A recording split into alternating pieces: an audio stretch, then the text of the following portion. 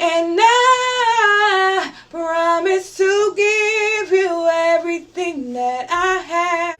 Hi you guys, welcome back to the channel.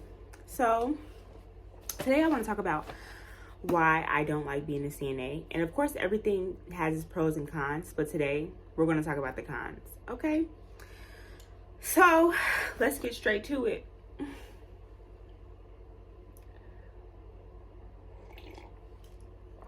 So the first reason why I don't like CNA would have to be because of the favoritism. Now, most of the times when you talk to a CNA, it's not even the job that's bad, because the job isn't bad. I mean, it's not really a big deal, like helping somebody get dressed or cleaning somebody up if they void on themselves. It's not even that. It's the people sometimes. Yeah, so let's get into it. So what I mean by favoritism is sometimes management will cater to their older staff, and when they do this, I do feel like when you've been at a workplace, you should get, like, you know, I'm not going to say special treatment, but there should be some perks if you staying there for that long, but it shouldn't be like blatantly disrespectful to every other employee that comes to work there. And for example, last night I worked the overnight, right?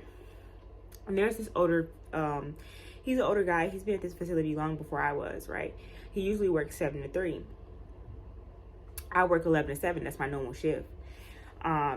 So it was time and a half because it was Memorial Day, and he comes in and he's going to be on A wing, and I'm like, I'm usually on B or M. TCU is transitional care unit, right? Nobody wants to be on transitional care unit because the call lights are ringing all night, and you know, nobody just wants to do that. So basically he comes in early, and he's sitting on A wing, and I tell one of the girls, come in and I tell one of the girls, I'm like, so who's going to TCU?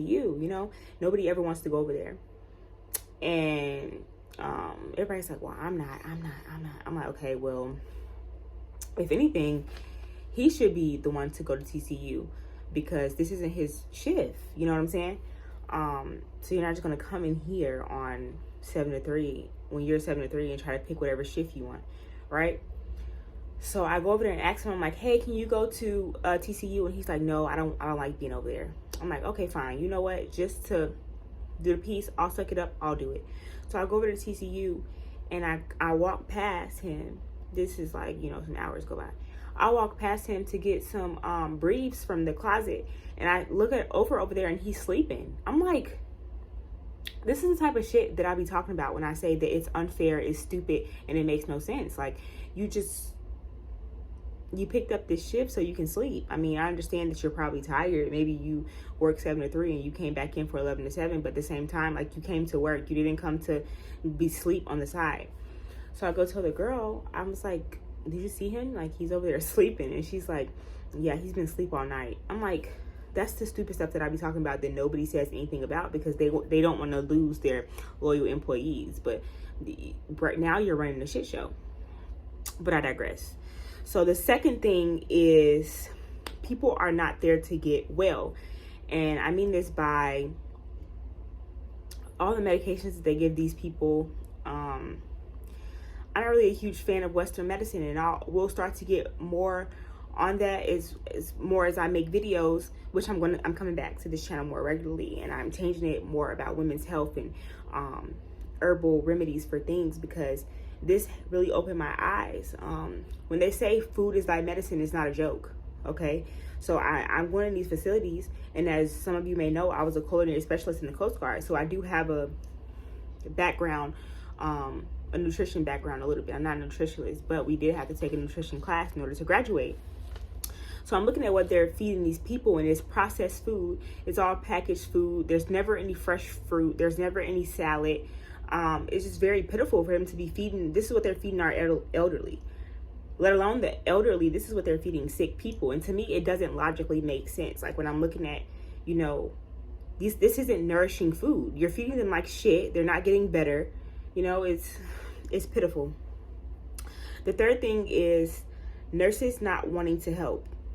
Don't get me wrong. I get it. Everybody has a job to do.